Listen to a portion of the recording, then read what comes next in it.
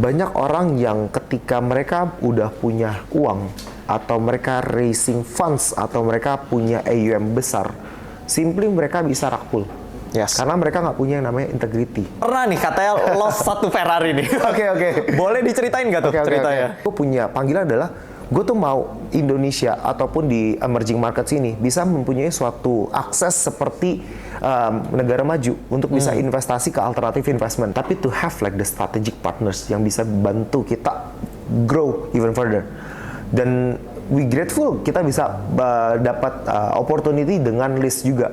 List banyak bantu untuk kita bisa growing, scaling up the business even more, lebih mature lagi. Dan menurut gua having like the right partners, having like the right strategy itu bakal punya sinerginya itu sendiri gitu. Hi guys, welcome to List Podcast, List Lunch and Learn. Today kita ada special guest banget nih dari Coco Kelvin. Aduh. Hai. I'm Kelvin. Jadi gua CEO of Neovestor. So yeah, that is it. My introduction. Oke. Nah, gak cukup dong intronya sampai sana aja. Boleh gak sih kasih tahu dikit what's your background dan juga kenapa sih akhirnya bisa sampai ke Neovestor? Sekilas aja, nanti kita baru in detail kita bahas. Oke. Thank you Winston udah kasih kesempatan hari ini untuk bisa ikutan di podcast ini. To be honest, I don't have in mind what I would like to share, tapi this is my first time to doing like a podcast. Thank you Winston, and also thank you for Liz. So previously I'm coming from the Pras Mulian University as a student. Sebenarnya gua masuk sebagai branding people, not coming from a tech, not coming from the finance or even like a Web3 developer. And then after that, like doing like the working towards like a Web3 because like previously gue tahu tentang kripto itu dari zaman 2013 gara-gara Bitcoin dulu. Ya, jadi gara-gara dari situ I really love how blockchain works and how Bitcoin works dan sebagainya. Dan gara-gara dari situ gue sangat punya interested untuk belajar lebih dalam tentang yang namanya Web3. And then so far so go. And then after that di kuliah gue kerja kan. Gue di-invite dengan one of my boss which is Uncle Iko. So Uncle Iko I really grateful because Uncle Iko tells me a lot about how I can be able to work in Web3, how can be able to getting like more experience in the Web3 industry in general. Oke, thank you so much, Vian. Nah, kalau boleh tahu, lu kan backgroundnya actually in branding ya? Ya. Kenapa bisa sampai ke Web3? Karena mungkin teman-teman di sini tahunya adalah Web3 ini tech stuff. Ya. Oke, ini interestingnya sih. Sebenarnya kalau ngomongin branding, apakah gua ada experience di branding? To be honest nggak ada. Gue tuh untuk hal-hal yang kreatif, untuk hal-hal yang marketing, gue kurang dibandingkan dengan how I work about like a Web3 stuff or like a tech. Because like since 2010, 2011, sebenarnya gue sangat suka yang namanya developing games or like doing like bikin website. Dulu pakai PHP kan dan sebagainya, HTML gitu-gitu. Gue tuh punya keinginan untuk belajar lebih dalam tentang coding. Cuman gue nggak dapetin yang namanya experience ataupun pembelajaran tentang ke development. So that's why makanya gue masuk ke crypto, gue suka karena the atmosphere dan juga the community yang membuild gue untuk bisa mempelajari lebih banyak di ekosistem ini sendiri gitu. I agree sih. For the Web3 community ini emang one of yang paling welcoming lah ya, kita bisa bilang ya. Karena kayak newcomers semuanya diajarin kayak bener-bener dikasih. Kalau biasanya kan kita di komunitas lain mungkin kayak lebih di gatekeep kan? Ya kan? Oke, nah interesting. So, you start working at a Web3 company, and you ended up punya project sendiri, si Neovestor ini. Kenapa lu akhirnya decide untuk kayak, oh ya, gue mau nih dari bekerja, gue mau akhirnya bikin my own company? Karena kan Web3 jobs juga usually kita taunya adalah high paying. Kenapa lu kayak, oh ya, gue jadi karyawan aja udah happy nih, high paying jobs. Kenapa lu harus kayak sacrifice that high paying job untuk creating your own company? Oke, that's an interesting question to be honest, kalau untuk dijawab. Karena ini satu hal yang gue belajar juga dari mentor gue, which is my boss, yaitu Uncle Iko. Uncle Iko tuh selalu share tentang bagaimana caranya kita nggak cuman kerja untuk dapetin gaji, abis itu kita bisa cuman performing di kerjaan, tetapi ketika kita building as a founder, meaning kan kita bisa menciptakan suatu solusi untuk fixing the problem, fixing the problem with the solution that we provide to the user gitu. Dan ketika kita menjadi menjadi founder, kita tuh punya freedom untuk problem apa sih yang mau kita fix gitu kan. Jadi that's why makanya kenapa gue mau jadi founder dan gue terpanggil hati gue untuk kenapa gue building Nevastor itu sendiri. Dan kalau ngomongin soal salary dan sebagainya, kita mau kerja dimanapun, mau jadi founder, mau jadi employee, atau mau jadi entrepreneur, bisnis dan sebagainya, mungkin a lot of opportunity out there kan, apalagi kita udah bisa namanya remote working gitu. Betul. Cuman kalau misalnya kita jadi founder, ya itulah bisa dapat freedom dan juga kita bisa explore kita punya capability, explore juga kita punya capacity gitu. Agree. Mungkin bisa dibilang kalau kita sebagai karyawan, kita ini kan sebagai salah satu gear lah ya. Di dalam mesin yang besar, kita ini cuma sebagai gear-gear penggerak gitu. Sementara kita kalau as a founder, kita bisa tentuin sebenarnya fungsi gear ini dan the whole machine ini mau ngapain sih.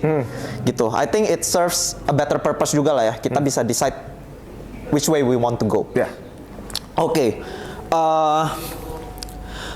How do you feel the mindset shift dari kerja menjadi entrepreneur? Oke, ini juga another question yang a lot of people like asking me a lot. Ketika gua bekerja di Web3 sebelumnya dan sekarang gua menjadi founder, to be honest akan menjadi suatu hal yang berbeda dari segi kita punya kapasitas dan juga dari segi kita disiplin. Kalau misalnya kita menjadi employee, to be honest, kita kan udah bakal tahu apa yang kita mau lakuin hari ini, besok, dan minggu depan. Kalau menjadi founder, apalagi menjadi CEO, itu tuh kita harus menjalankan segala sesuatu dengan sesuai kita punya pace. Berarti dengan sesuai kita punya our own responsibility, ya kan? So that's why kita harus menciptakan suatu disiplin on our mind. Kita punyain suatu mindset di mana kalau lu nggak kerja hari ini, meaning kan lu sendiri nggak ngejalanin perusahaan lu. On the other side, kalau misalnya di company ada someone yang watching for gitu. Kalau kita menjadi founder, kita belajar untuk mandiri, untuk diri sendiri, kita juga punya tanggung jawab, dan itu hal yang bisa enhance kita punya kapasitas dan juga experience ke depannya gitu. Oke, menarik. Berarti as a founder kita harus punya disiplin ya? Ya. How do you keep that discipline in you? Oke. Nah, untuk omongan disiplin, let me share a bit my story. Gue sebenarnya dari kecil gue didiagnose as a ADHD. So that's why ketika gue kerjain sesuatu hal, gue nggak bisa fokus untuk satu hal. Misal contoh, gue lakukan podcast kayak gini, my eyes or my head or even my hands gesture moving away a lot of bit. Karena gue di dalam otak gue tuh kayak a lot of things yang gue pikirkan gitu kan. So that's why makanya dari situ gue harus bisa melawan my diagnose ini, yaitu ADHD, dengan cara gue melatih diri gue sendiri untuk lebih fokus, melatih diri gue sendiri untuk mengerjakan apa yang gue suka gitu. I see. Yeah. Dan crypto is yang lu suka itu. Yep. So karena crypto gue berasa, gue lanjutin lagi, karena crypto gue suka crypto. It's not like a things that I work for gitu. Kalau misalnya orang banyak yang masuk ke crypto, it's just because like, oh gue nanti dapat duit, gue invest atau gue masuk ke project dan sebagainya, gue kerja dapat high paying jobs. To be honest, di crypto ini gue suka sebagai ini my hobby. It's my thing ya, kayak gue main game gitu loh di sini. Ketika setiap hari ada hal yang baru yang gue bisa belajar, itu kayak kita bermain game, ada level up-nya kan. Yeah. So itu yang kenapa my ADHD to be honest suka hal kayak gini, dengan fast pace-nya, dengan dynamically change every single day. Kayak for example, a lot of changes happen in the Web3. Dulu kita ngomong zaman-zaman 2021 GameFi. Habis itu zaman 2020 mungkin DeFi. Yes. Sekarang kan udah mulai berubah nih, arahnya ke AI computing ataupun arahnya ke perpetual DEX dan sebagainya. Dan hal ini kan punya dinamika. Dan ketika gue punya ADHD diberikan dengan hal ini, dopamin gue tuh senang banget dengan dinamika ini yang menyebabkan gue bisa belajar banyak hal gitu. I see. Vian, katanya nih, pernah nih katanya lost satu Ferrari nih. Oke. Boleh diceritain nggak tuh ceritanya? Sebenarnya gue nggak terlalu mau ngebawa tentang the things yang mau gue dapat satu Ferrari atau gue lost satu Ferrari, nanti gue jadi podcast influencer kripto dong. Mana tahu jadi influencer. Jadi long story short, gue kan masuk sebagai investment, so gue juga invest a bit with a lot of investment ke beberapa project-project juga. Dan salah satu investment yang gue invest itu, kita memang quite big in terms of the returns. Kita not even like 100x, to be honest, itu almost like 1000x gitu. 1000x from the price that I acquired gitu kan. Jadi tapi karena naiknya itu kan nggak mungkin yang sesuatu yang naik sekencang itu bisa sustain, ya kan? Dan terjadilah dam. Jadi gue nggak sempat yang namanya taking profit, gue cuman taking profit sama of a bit, and then after that gue berpikir gue bisa beli Ferrari 488 Pista, ternyata dengan uang gue 458, jadi gue lost satu Ferrari basically, gitu, gara-gara gue simply greedy gitu. Karena bukannya take profit malah take picture ya. Oke. Nah, interesting. Tadi lu sempat mention bahwa crypto market ini fluktuatif. Ya. Tapi kenapa you choose to stay? Ya. Fluktuatif atau enggak, kita mau ngomong secara general dalam hal bisnis ya. Since my background juga lebih ke bisnis, my dad juga own a business.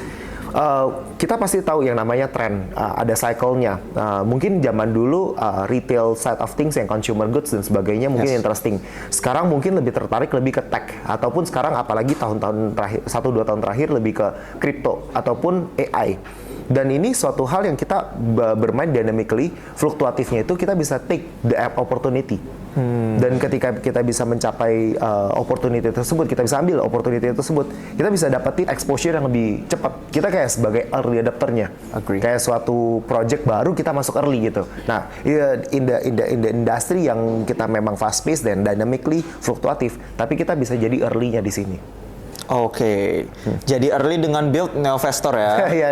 Nah, boleh cerita gak sih, mungkin ke teman-teman di sini yang belum tahu, Neovestor ini actually project apa sih? Oke, thank you for asking. Jadi Neovestor itu kita menciptakan suatu platform yang dimana kita allow people untuk become sebagai VC. Jadi cara mekanismenya gimana sih?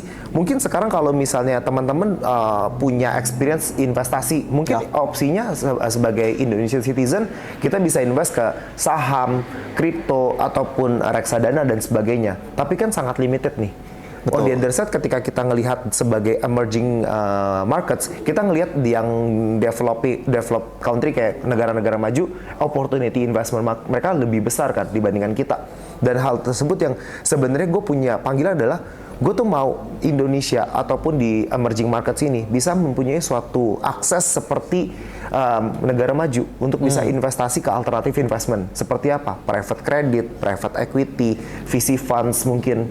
Dan hal-hal tersebut kita bisa allow dengan platform yang kita ciptakan, yaitu Neovestor gitu.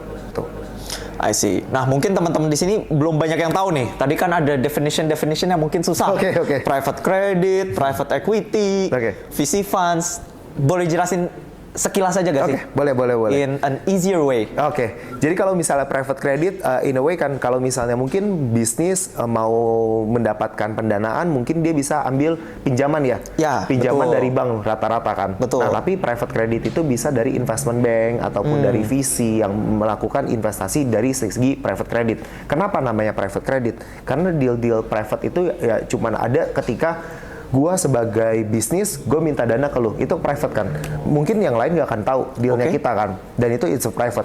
Same as well with private equity. Private equity itu kan seeds equity adalah ekuitas saham.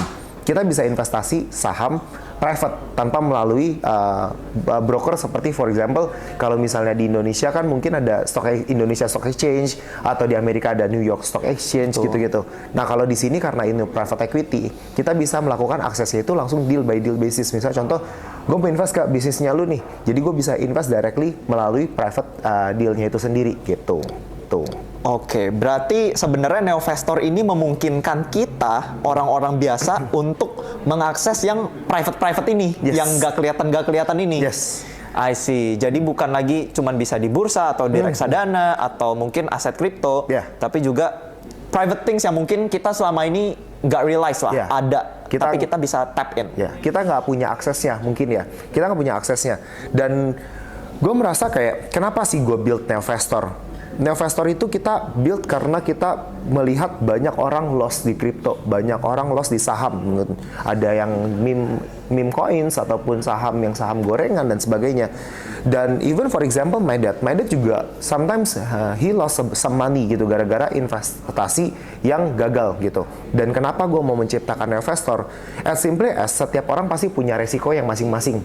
Kayak misalnya kalau gue lebih ke high risk investor, gue lebih take things yang go further. Kalau misalnya, kalau mungkin investor saham ngomong cacing-cacing naga-naga, ya kan? Nah, karena gue take the way that funds gue masih kecil dulu dan gue harus take a decision yang besar biar apa? Biar flippingnya lebih cepat kan? Yes, agree. Dan itu yang approach yang gue pakai. For example, kalau Winston lebih suka high risk atau low risk kalau investasi? To be honest, gue kinda moderate ya. Oke. Jadi kayak gue kinda mix, portofolio gue juga mix. Ada saham, ada reksadana, ada kripto juga. Tapi gue nggak yang berani tuh. Cacing-cacing naga-naga, it's not my thing gitu. Oke. Nah, kita berdua aja bisa beda kan. Misalnya kalau gue high risk, dia lebih moderate risk. Nah, di sini Neovestor tuh kita creating suatu teknologi yang namanya hyper persona. Jadi hyper persona itu simply seperti apa? Ada platform kita belajar language Duolingo. Ya. Nah, itu kan kita bakal ditanya dulu, kita punya skill English-nya seperti apa, atau skill Mandarin kita seperti apa.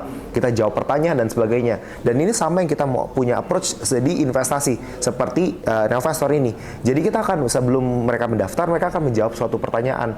Skillnya di mana, investasinya seperti apa, portfolio seperti apa. Dari situ kita bisa creating some kind of the personalized investment. Jadi kita punya kayak personalized financial planner, and it's for free gitu loh. Jadi misalnya contoh, Winston lebih mau investasi yang lebih moderate, kita bisa providing produk-produk investasi yang moderate risk, yang volatile-nya tidak terlalu volatile. On the other side, you can get the capital appreciation from your investment juga gitu. Jadi beneficial juga lah ya. Sebenarnya I think Neovestor ini bukan cuma beneficial untuk investors, tapi untuk si company-company itu juga. Bener. Actually ya. Jadi two side. Yeah. Kita as investor kita dapat return, mereka dapat duit, mungkin bunganya harusnya lebih rendah juga ya daripada mereka pinjam ke bank. Yeah. Oke, from what I know, katanya Neovestor juga udah legalize ya atau on progress. We are still in the progress kalau untuk regulatory compliance. Karena to be honest, in terms of like the tokenization industry, especially RWA ya. Kalau misalnya Neovestor kan kita RWA project gitu. Kita tuh pasti bakal facing a lot of challenges towards like compliance dan juga regulatory. Jadi makanya kita sekarang tuh kenapa kita ngelihat phase-nya itu bukan 3 tahun lalu atau 2 tahun lalu. Kenapa this year Neovestor dan juga di other RWA projects itu bisa punya tren yang pas. Karena banyak negara-negara sekarang tuh sudah mulai ini melirik yang namanya tokenisasi. Misalnya contoh, di Cayman kita bisa menggunakan VASP license dengan menggunakan SPC sebagai segregated portfolio company untuk kita nge-tokenize si aset tersebut. Kalau di Indonesia kita sangat bersyukur loh dengan OJK. OJK tuh sangat suportif untuk kita sebagai early stage. Mereka tuh providing us with the guidance bagaimana sih kita bisa mencoba untuk melakukan sandbox OJK juga kan. Yeah. Karena mereka melihat bahwa marketnya dari tokenisasi ini menarik. Dan ketika dari pemerintah, dari regulator bisa membantu kita tuh bisa menjaga dari segi si project bisa growing, on the other side si regulatorinya bisa sambil proses gitu kan. Dan itu akan menciptakan suatu keamanan untuk investor. Karena banyak investor kan selalu berpikir, gue takut investasi kalau misalnya belum diregulasi, ya kan? Karena dulu mungkin kita punya experience bad ketika ada perusahaan yang tidak punya regulasi, mereka tiba-tiba pulrak atau scam dan sebagainya. Dan di sini selalu yang ada namanya teknologi tuh maju duluan dibandingkan regulator. Ya, benar. Ya kan? Agree with that. Tapi menurut gua it's fine. Kenapa? Regulator juga ada waktunya untuk mereka belajar dulu. Belajar dalam artian mereka melihat dulu marketnya, mereka melihat challenges-nya, mereka melihat risk-nya, baru mereka bisa memproviding dan memfasilitate project-project ini ataupun company-company ini dengan the right approach, dengan the right tools untuk mereka bisa menciptakan suatu keamanan dalam berinvestasi ataupun yang lainnya gitu. I see. Oke. Nah, sekarang kan Vian dan Neovestor ini lagi on progress ya untuk legalnya. Ya. Yeah. Nah, kalau boleh tahu, you decide to make it di mana sih? Di Indonesia kah? Atau di BVI? Atau di Cayman? Atau mungkin di negara lain? Oke. Kalau misalnya dibilang kita investor di mana sih company kita? Kita tuh sekarang lagi proses untuk legalize our company di Cayman. Tapi apakah kita menutup kemungkinan kita cuma di Cayman doang? To be honest, enggak. Karena fokus kita adalah memberikan suatu platform ini ke semua orang. Oke. Nggak cuman untuk specific countries, ya kan? Karena dari tagline kita kan alternative investment for all. Kita mau investment for all. Jadi real asset for all. Jadi kita mau semua orang bisa punya aksesnya. Dari situ kita juga sekarang keep trying untuk yang namanya kita belajar framework setiap negara. For example, di Indonesia ada OJK Sandbox, di Malaysia ada Malaysia Sandbox, MEA Sandbox juga, dan beberapa negara lainnya. Dan kenapa kita sekarang harus melakukan regulatory, kita compliance regulator juga, kita mau menciptakan suatu trust. Karena ketika kita datang, oh iya kita investor nih, kita punya project, ada investasi kayak gini, yieldnya segini, bla bla bla gitu kan. Belum tentu semuanya bisa percaya. Betul. Karena kan yang paling benar adalah ketika kita bisa menciptakan suatu, nih guys, kita punya suatu project di mana kita sudah ada regulatornya yang nge-backup kita. Dan artinya apa? Orang bisa lebih berani untuk investasi karena kita sudah punya framework yang tepat dan juga sistem investmentnya yang sesuai dengan landscape investasi yang tepat gitu. Understood. Oke. Nah, quick question. Kenapa you choose to start in Cayman? Kenapa nggak, lu kan orang Indonesia, kenapa nggak choose to start in Indonesia aja nih? Karena kan Cayman, I don't even know where. Cayman itu di mana gitu? Oke. Kenapa sih kita di Cayman? Karena since kita juga sekarang lagi proses lagi fundraising juga kan untuk investor. Dan menurut saya adalah ketika gua approach-nya cuman di Indonesia, kan kita banyak venture capital juga dari luar negeri. Ya. Dan saat ini memang pemerintah juga masih proses untuk yang namanya foreign direct investment ke Indonesia ya kan. Yes. Jadi untuk mempermudah dan juga agility dari perusahaan kita, kenapa main holding kita di Cayman dulu. Walaupun nanti kita bakal ada yang namanya subholding entity dan sebagainya di negara-negara lain untuk memfasilitasi user-usernya gitu. Jadi kita pilih Cayman untuk kita bisa wide spectrum of investor. Lalu kita bakal spesifik target market yang kita akan compliance sesuai dengan demografi yang kita mau targeting, which is for example Indonesia, Vietnam, dan beberapa negara emerging lainnya gitu. I see. Jadi memang to get better reach for investor lah di Cayman, tapi nanti tadi you mention juga about compliance karena kan pasti each country maunya lu build di tempat kita dong, PT-nya di sini dong, PT-nya di sini dong, makanya nanti ada sub holding. Yes, that's correct. Oke. Nah, maybe many developers watching this video juga curious karena mereka kan juga mungkin mau nih company-nya gue mau dong legal dengan alasan-alasan tertentu dan tadi lu juga udah mention biar trust. Yeah. Boleh spill gak sih? Fee-nya berapa sih kalau boleh tahu? Oke. Fee to be honest bakal berbeda banget. Misalnya contoh project Neovestor kita RWA tokenization platform dan specific services provider yang kita provide kan kita nggak langsung direct tokenize. Kita juga melakukan yang namanya partnership juga dengan beberapa asset issuer. Betul. Jadi kalau untuk cost depending on the approach kita pasti selalu ngelihat di angka 5 to 6 figures untuk yang namanya cost itu sendiri. Dan makanya kenapa kita harus punya banyak networking. Makanya gue kenal sama Winston juga dulu gara-gara Lispark ya. Kita ketemu di Bali gitu. Kita banyak ngobrol juga di Bali. Dan to be honest ketika kita mau building project apalagi di Web3, ini yang gue senang. Kita tuh bisa networking. Yes. Dan karena kita bisa networking, kita bisa belajar. Kita bisa belajar approach-nya seperti apa sih, cara compliance-nya seperti apa sih, strateginya seperti apa. Banyak gue sebenarnya kayak untuk ngobrol meeting dengan law firm dan sebagainya, to be honest itu overwhelmed for me personally. Itu udah kayak 3-4 SKS kuliah gitu. Gue ada meeting 2 jam 3 jam ngobrolin tentang legal dan sebagainya gitu. Dan itu yang kita akan bisa belajar hal yang sebenarnya yang misalnya contoh some of the people coming from the developer mungkin nggak akan tahu yang namanya legal perspektif kan, yang seperti yang Winston jelasin tadi. Dan di situ waktunya kita bisa belajar. Karena to be honest, gue juga nggak ada experience yang namanya legal compliance. Gue from branding and then after that gue juga kerja sama Uncle Iko di perusahaan sebelumnya berbasis investasi juga gaming gitu kan. Jadi kayak kita nggak ada relasinya yang namanya legal, karena legal dulu kita juga punya timnya gitu. Dan itu yang sebenarnya yang gue suka sama Web3, karena kita bisa belajar dengan banyak gitu. Dan dari sini kita bisa belajar banyak, kita bisa ngelihat bagaimana kita bisa lebih agile, bagaimana kita bisa ngelihat case study-nya seperti apa gitu. Oke, jadi begitu ya guys. Banyak banget nih, udah mulai terisi nih otak gue nih. Nah, tapi menurut lo sendiri nih, for people that wanted to consider legalize lah, budgetnya kan juga nggak kecil. 5 to 6 figures is not small, to be honest. Apalagi kita Indonesia kan, aduh, mata uangnya kurang powerful ya, kalau bisa dibilang gitu. Maybe soon dengan Menkeu yang baru menjadi lebih powerful, kita nggak tahu. But do you think it's better to start off kayak ya udah jalan-jalanin aja dulu until which point sebenarnya kita harus legalize? Sebenarnya ini yang gue suka dengan beberapa countries termasuk Indonesia ya. To be honest, sekarang dengan adanya OJK Sandbox itu sangat suportif dalam artian ketika kita coba mau comply, sebenarnya fee-nya nggak ada fee sebenarnya. Kita tinggal comply dan kita tinggal mengikuti regulasinya seperti apa.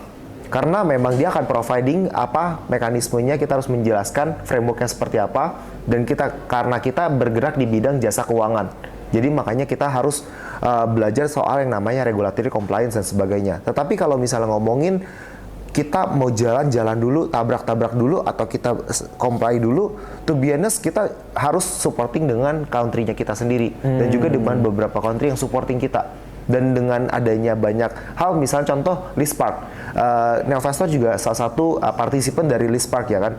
We so grateful kita juga bisa masuk ke Lispark juga. Dan di situ kan kita banyak belajar, kita bisa belajar legalnya seperti apa. Dan di Indonesia spektrum untuk kita bisa nge-comply dari regulator itu seperti apa. Dan hal ini yang sebenarnya kita harus belajar banyak sebagai developer, apalagi sebagai founder gitu. Jadi untuk join bisa keep in part with the Lispark juga, we are so grateful gitu. Kita banyak belajar dan dari situ kita juga bisa tahu, oke, gue harus ngapain gitu. Karena setiap bisnis pasti beda, setiap project pasti beda. Ada yang butuh, ada yang enggak. Misalnya contoh, I know you're from Enkoteki kan.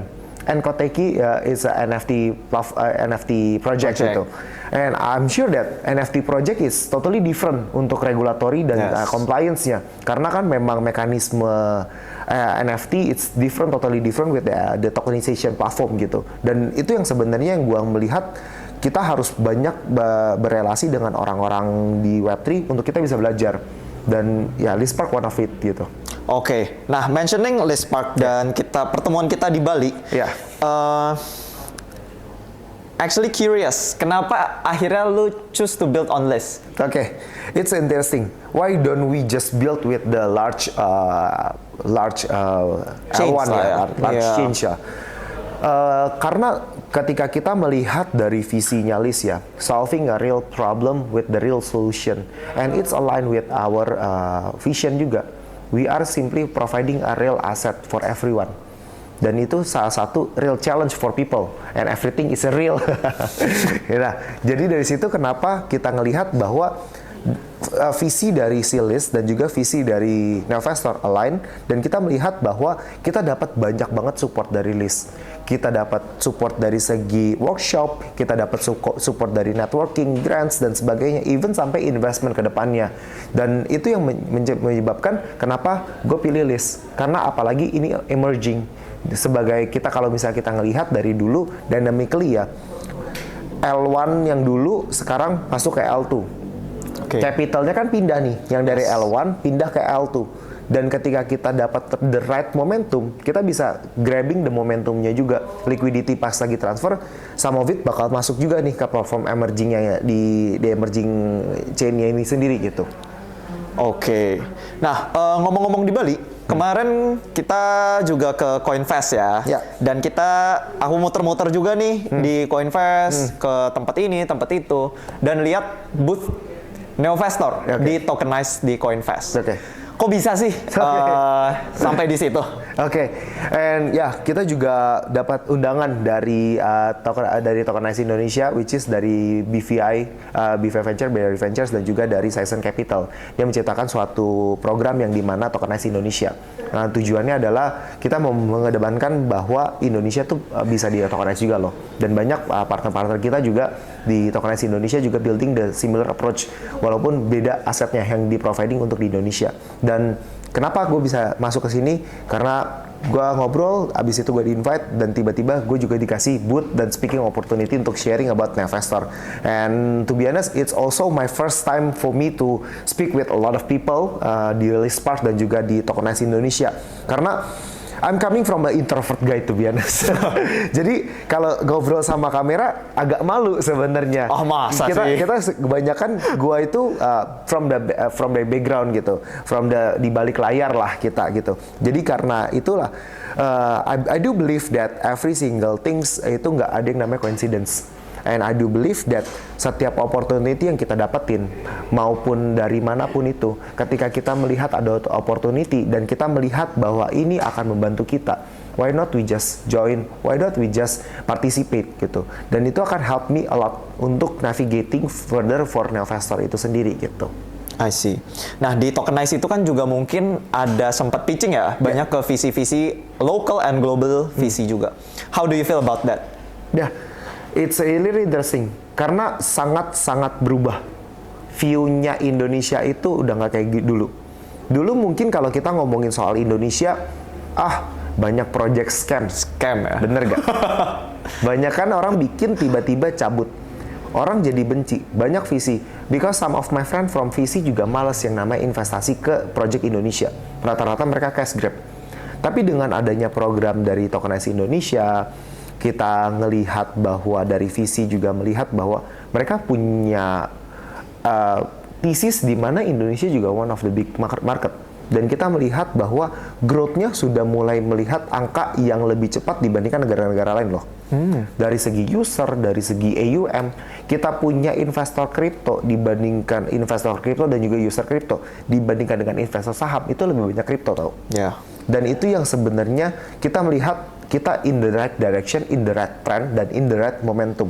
Dan visi juga akan membantu dari segi funding, dari segi network opportunity, dari segi navigating the business-nya juga. Jadi everyone in the space itu lagi siap-siap untuk take off, to be honest, untuk Indonesia dan juga untuk emerging markets-nya itu sendiri. Oke, interesting questions that I want to give is gini, tadi lu sempat mention kalau investor saham kita di Indonesia biasa dari SID lah ya, dibandingkan dengan investor kripto, itu kan lebih banyak investor kripto. Ini teman-teman bisa cari juga ya di Google, this is a fact. Nah, tapi menurut lu, apakah ini karena kita di Indonesia mungkin punya mindset berjudi? Karena kalau di saham kan mentok ARA, mentok ARB, ada limitnya. Meanwhile kalau kita di kripto kan there's no limit and it's always open 24/7. Apakah menurut lu ini kenapa lebih banyak kripto adalah karena mereka mau quote and quote berjudi secara legal? Apakah gimana? What's your opinion on this? Mungkin ketika kita melakukan investasi saham, mungkin yang kita lihat mungkin dari fundamentalnya, kita lihat dari segi bisnisnya, apa yang mereka jual, bisnis mereka, apa yang mereka jalankan gitu. On the other side, crypto tuh sangat wide spectrum, to be honest. Ya. Usernya tuh coming from the kids, even the kids kayak for example, me personally, I'm coming to the crypto in 2013, which is my age like around like 13 years old, 14 years old. Nah itu gimana tuh? Kok bisa? Oke, nanti gue cerita ya. Nanti kita sambung lagi ya. Kita sambung lagi. Nah, gue masuk ke situ taunya gara-gara apa? Gara-gara Minecraft. Ya. Dan gue bisa bayar pakai Bitcoin untuk kripto dan sebagainya. Dan on the other side banyak orang juga masuk ke kripto karena investasi, karena ada mungkin Bitcoin investasi. Ada juga orang yang suka DeFi yield farming, providing liquidity di DeFi yield farming, ya kan? Ada juga orang yang suka beli NFT karena mereka suka dengan the arts dan sebagainya. Ada mungkin mereka suka untuk beli carbon credits. Opsinya sangat banyak di kripto. On the other side, kalau di Indonesia di saham, apalagi saham di Indonesia, saham di global dan sebagainya, bisnisnya ya cuma bisnis. Tapi spektrumnya adalah investor, belum tentu user. Kalau investor itu belum tentu user, tapi user bisa jadi investor juga. Understood. Dan itu yang memang kita ngelihat bahwa kripto itu punya opportunity yang lebih besar karena usernya itu juga sebagai investor. Karena kan some of the platform, if you want to use the platform, meaning you need to have the tokens, right? Dan itu yang sebenarnya juga bisa dilihat dari segi spektrum usernya itu sendiri gitu. Oke, jadi mungkin karena kita ini ya di kripto karena spektrumnya wide, mungkin emang ada yang niatnya berjudi, menggambelkan cacing-cacing naga-naga. Betul. Tapi bisa aja karena dia user, bisa aja karena emang pure investor, dan bisa juga dari game. Boleh cerita gak? Oke. How you met Bitcoin back in 2013? Ya. Jadi 2013 I play Minecraft, you know Minecraft, right? Of course. Dan Minecraft itu kan ada servernya. Ya. Minecraft ada servernya dan in order for you to buy some of the stuff in the server, in the role play server, itu kan harus pakai duit. Nah, dulu tuh ada opsinya, beberapa opsi, ada pakai PayPal mungkin ya untuk transfer dan sebagainya, atau mungkin pakai Bitcoin karena di situ juga Bitcoin untuk peer to peer transaction gitu. Dan di situ gue penasaran, Bitcoin apa sih? And I search a lot untuk yang namanya Bitcoin. And ngelihat kalau Bitcoin itu ternyata adalah suatu aset yang dimana kita bisa transaksi peer-to-peer menggunakan blockchain terdecentralized. Dan dari situ gue belajar banyak hal. Dan di situ ada namanya pemburu airdrop, pemburu Bitcoin. Ada grupnya di Facebook. Wow. Dan di situ gue mainin juga kayak gitu. Dan jadi mungkin orang-orang berpikir airdrop itu kayak zaman 3 tahun 4 tahun terakhir ya. Sebenarnya airdrop itu udah dari zaman 2013 2015 tuh udah banyak airdrop.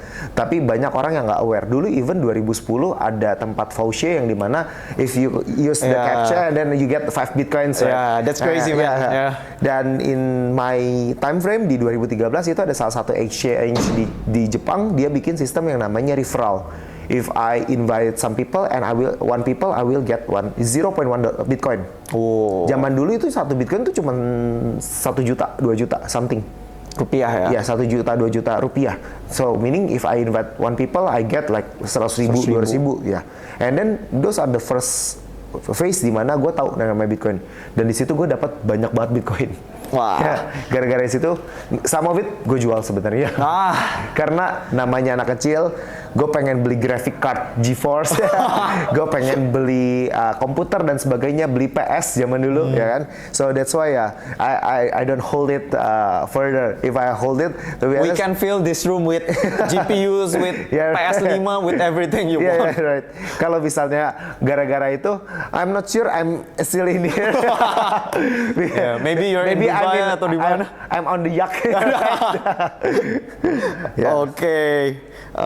Interesting. Karena super early banget.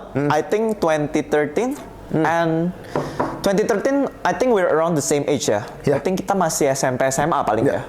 That's crazy. Gua masih pulang sekolah kelas. I don't even know what Bitcoin is. Okay, back to Neofester. Neofester ini kan actually RWA projects ya. Curious to know, besides legal, itu kan mungkin PR yang sangat besar ya. Do you face any other challenges besides legal atau regulatory? Oke, sebenarnya kalau kita mau ngomong challenges, setiap project pasti ada challenges ya. Dan itu pasti beda-beda tergantung kita punya previous experience, kita punya knowledge dan sebagainya juga kan. Dan menurut gua kalau challenge di investor adalah to getting like the right partners. Karena mungkin kita kalau di crypto memang gampang untuk dapetin partners, tapi to have like the strategic partners yang bisa bantu kita grow even further. Dan we grateful kita bisa dapat opportunity dengan List juga. List banyak bantu untuk kita bisa growing, scaling up the business even more, lebih mature lagi. Dan menurut gua having like the right partners, having like the right strategy itu bakal punya sinerginya itu sendiri gitu. Dan on the other stuff mungkin dari segi since I don't really have like the developer background, I don't code that much gitu. Tapi dengan adanya gue sebagai founders, meaning I need to lead my team, especially the developer team. having like communication with the developer teams, to be honest, having like the different communication game ya kan. Iya. Karena cara pola pikirnya sangat berbeda. Betul. Dan kita sebagai founder, satu hal yang paling penting for me personally adalah belajar untuk mengetahui apa yang harus dikerjakan. Mungkin kita mau mengerjakan banyak hal, tapi apakah semua hal itu benar atau semua hal itu penting?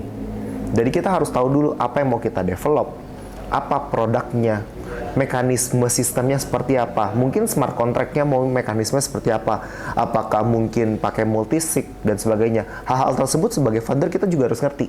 Gak cuman kita ngerti sebagai bisnis, oke, kita building the project, kita building the product, marketing, finance-nya, cari investasi, cari user, selesai project-nya growing gitu. Tapi dari segi kita untuk developing the whole grand scheme of the development, kita juga harus ngerti dalam artian smart contract mekanismenya seperti apa. Jadi untuk align the vision yang di pikiran gua mau seperti apa, di pikiran user seperti apa maunya, kita bisa communicate itu ke developer kita gitu. I see. Jadi one of the hardest things mungkin communicate ya, apa yang lu mau dengan apa yang harus dikerjakan. Apalagi mungkin kalau developers mungkin thought prosesnya lebih ke arah gimana gue deliver project yang mungkin cepat, yang kalau diklik-klik sama user jalan. Tapi mungkin those upgrade kayak effortnya itu besar dan mungkin ada things yang emang you need to do first. Mungkin ada features yang perlu di-develop dulu dibandingkan lu efisiensi di beberapa tempat. Nah, Vian ini kan actually from background-nya branding ya. Boleh share gak sih mungkin ke teman-teman di sini? Mungkin di sini juga yang nonton bukan developer semua nih. Oke. Nah, gimana sih kalau mereka itu mau punya project sendiri, tapi mereka nggak bisa ngedev? Oke. What should they start to do? Oke. To be honest, paling gampang adalah kita mempunyai komunitas. Dan Lispark kemarin juga dibantu dari blogdev.id ya kan? Yes. Dan mempunyai komunitas itu penting menurut gua. Ketika kita mempunyai komunitas, I'm not coming from the developer, tapi ketika kita mempunyai komunitas, meaning kan kita bisa network dengan orang-orang yang lain. Dan ketika kita menciptakan suatu project, kita mau ngedevelop suatu project, meaning kan kita harus punya super team lah. Ada yang pro dari segi bisnisnya, ada yang pro dari segi marketingnya. On the other side harus ada developernya juga. Dan di situ ketika kita punya komunitas, kita bisa mendapatkan the right moments di mana kita bisa bertemu dengan partners-partners kita yang mungkin bisa jadi di our CTO-nya atau di our CMO-nya dan sebagainya gitu. Jadi kita harus belajar dari segi networking-nya. Dan on the other side juga kita juga sendiri, since sekarang udah ada AI. Ya. Belajar sama AI sih. Because my second girlfriend, to be honest, ChatGPT. Second girlfriend ya, second ChatGPT. I use a lot karena dengan adanya ChatGPT, it helped me a lot to learn something new. Mungkin kita kalau misalnya, ya balik lagi, since gue ADHD, gue nggak bisa yang namanya baca buku terlalu lama. Nonton pun gue nggak bisa terlalu lama. Gue maunya yang cepet, fast, everything fast gitu kan. So that's why dengan adanya AI, gue tuh bisa belajar banyak hal dengan waktu yang singkat. Even sekarang kan ada yang namanya YouTube bisa pakai beberapa AI bisa di summarize. Summarize ya. Jadi sebelum gue nonton, gue bisa baca dulu summarize-nya. Jadi it save me time dan juga gue bisa tahu apa yang gue mau pelajarin, apa yang gue bisa pelajarin dari video ini, dan baru gue decide whether I need to use my time to spend to watching the video itself gitu. Jadi AI it's helping me a lot to be honest. Oke, jadi teman-teman yang mungkin bukan background dev ya, bukan background tech, jangan lupa tuh sering-sering chat second girlfriend, chat GPT ya. Oke, Vian, penasaran dari lo, ada gak satu prinsip entrepreneurship yang lo hold dengan baik gitu? Oke. Ini quite interesting in a way ya. Setiap orang pasti punya prinsipnya beda-beda. Agree. Mungkin itu disiplin, mungkin itu persistence, mungkin itu pantang menyerah dan sebagainya. Tapi on top of that, kita tuh harus punya satu traits yang sangat dibutuhkan, yaitu integrity. Karena di banyak aspek, banyak orang yang ketika mereka udah punya uang, atau mereka raising funds, atau mereka punya AUM besar, simply mereka bisa rakpul. Yes. Karena mereka nggak punya yang namanya integrity. Sorry to say. Karena ketika kita melihatnya, oh ya, this is uang gede, gue cabut nggak ada yang bakal cari gue. Tapi kan kita melihat dalam jangka waktu jangka panjang. apalagi gara-gara podcast ini kan my face Udah nggak bisa rakul nih, Neovestor nih, dicatat. Dan itulah sebagai kita memiliki suatu yang namanya integritas, itu biar kita punya long term relationship. Karena my dad selalu ngomong, you do business jangan pernah nipu orang. Betul. Nipu orang sekali, lu bakal ditipu.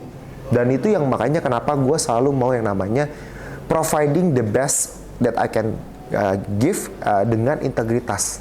Jadi itu sih prinsip yang gue paling pegang teguh. Oke, thank you so much, Vian.